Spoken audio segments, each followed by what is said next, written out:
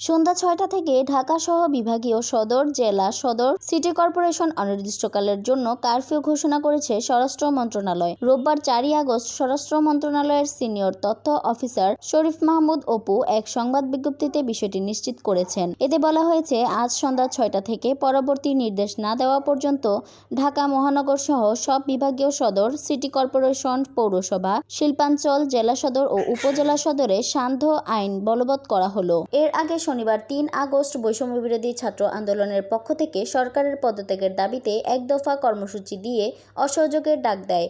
রোববার সকাল থেকে তাদের ডাকা অসহযোগ কর্মসূচি চলছে। কোটা সংস্কার আন্দোলন ঘিরে সৃষ্ট পরিস্থিতিতে গত ১৯ জুলাই কারফিউ জারি করে সরকার। এরপর ধাপে ধাপে বিভিন্ন জেলায় শিথিল রাখা হয়।